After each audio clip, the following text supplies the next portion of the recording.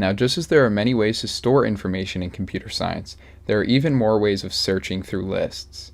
Searching algorithms, at their core, are ways in which we can look through a list of values stored in an array, say a patient name list or a Hive score list, and find a particular piece of data.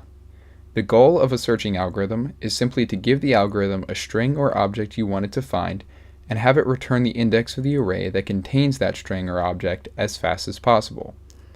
Now, while this may seem simple, lots of software runs on the backbone of being able to search through lists extremely quickly, making searching algorithms, and in particular efficient searching algorithms, an important topic to cover. Additionally, this is the main functionality that arrays are used for, and is the backbone of many of the methods used within array lists, as well as many other storage methods, so knowing them will take you a very long way. Typically, searching algorithms are used to return the index of a particular data point so that it can be used, modified, updated, or checked on. For example, if you're about to check into a hospital run on an array system for patients, the staff must search through your name in the database, and by returning the index of where your name is, they now have a quantifiable number that they can use to easily check you in, rent out prescriptions, schedule you for checkups, update your personal information, etc., without having to search through the list for your name every single time. You may think that there's little difference between searching algorithms, since computers nowadays can perform millions of calculations per second. But when you're a huge multi-billion-dollar corporation trying to find a certain data point in a list containing thousands or even millions of data points, small differences in efficiency are going to make or break the user experience. Even a 1% improvement in efficiency can mean big differences in the amount of time that a user is waiting for a simple task. Now, before we jump into different types of searching algorithms, we must discern between the two states that arrays or lists can be in, either sorted or unsorted. A sorted list of information is characterized by some sort of rankable value, whether that be a patient ID, credit card number, or even by alphabetical values like usernames or legal names. An unsorted list is just some random assortment of related information not sorted by any particular order or reason. Some searching algorithms only work for sorted lists, usually the more efficient ones, and some work for both sorted and unsorted lists. Although these are usually less efficient, if you end up pursuing computer science further, you'll have to deal with both sorted and unsorted lists, so it's good to know a common searching practice for both. Another thing to note is that we determine the efficiency of searching algorithms based on both the worst case scenario and the average number of items it must search in order to find the index. We call this Big O notation, in which each searching algorithm has an equation which takes in the size of the array as an integer n and will output a worst case scenario efficiency value that we can use to compare with other searching algorithms. We can then also look at how long, on average, it takes to find an element in a list. Using these two methods allows us to easily compare how efficient two algorithms are. Alright, now that we've got some background on searching algorithms, let's hop right into it. The first type of search we'll be talking about is called a linear search, and you've honestly probably used this multiple times throughout your life. Every time you have to search for your name on a list of people, you probably follow the same pattern. You start at the top, check to see if the first name on the list is yours. If it is, great. If not, you move on to the next name on the list until either you find your name or you don't, in which case you leave. A linear search works in the same way. You start with the first element in the list, compare it to the value that you're trying to find, and if they're the same, you found your match and you return the index of that element.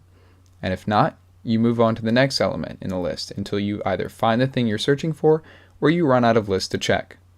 Pretty simple, right? This is because linear searches are pretty bad when it comes to efficiency, especially in the worst case scenario.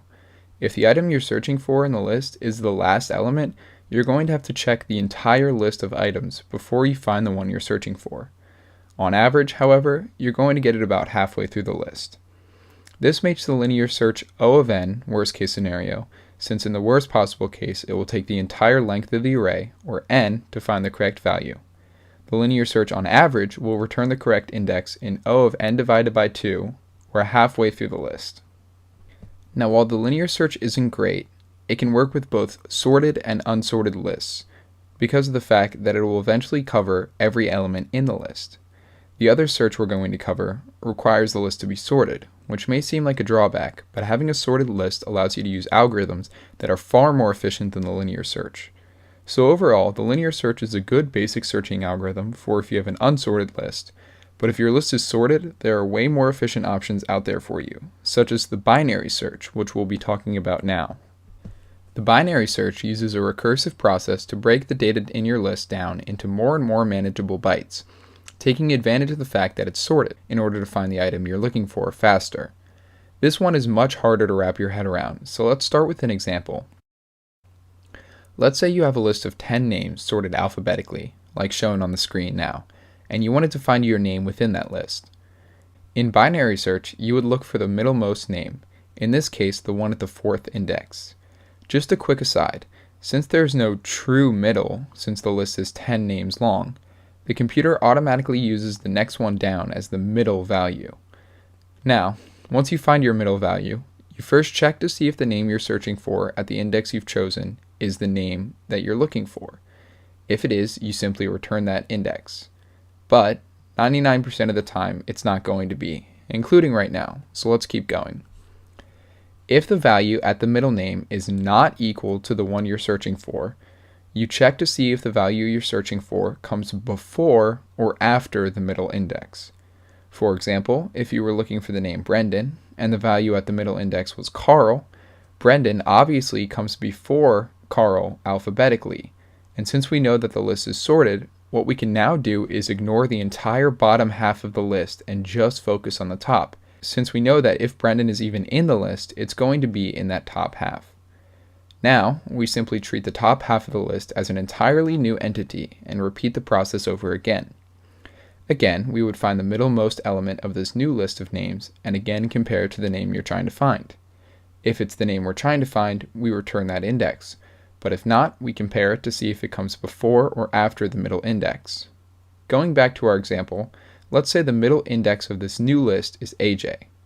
Now we know that Brendan comes after AJ alphabetically, so what we can now do is ignore the top half of the list, since we know that if Brendan is in the list, it's not going to be in the top half of our list. Now, we again repeat this process again and again until we find the name we are looking for. So for our example, the middle index this time is Brendan, and that's what we're searching for, so finally we would return the index 2. In binary search, eventually the index we would compare to our search term will be the same, and once it is, we can return the index and move on. Now if we don't find it, which happens after we have eliminated the entirety of the list without finding our search term, the algorithm will simply return a null value to let you know that the item you're searching for cannot be found in the list. The binary search is way faster and more efficient than the linear search, since we are drastically cutting down the amount of elements we have to look at, making the program run faster. In almost 99.9% of cases in which your list is sorted, the binary search is going to return a result faster than the linear search. So, if you have a sorted list, your best option is to go for binary. As for efficiency, the binary search is O log n for the worst case scenario, which could be confusing if you don't fully understand logarithms, but all you need to know is that it is way more efficient than the linear search.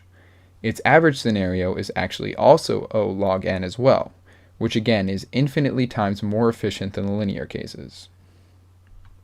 Now while there are other types of searching algorithms you can use, these two are the most common for both unsorted and sorted lists, so we will stop there for now. Up next, we're going to be covering one of the most confusing and important topics in computer science: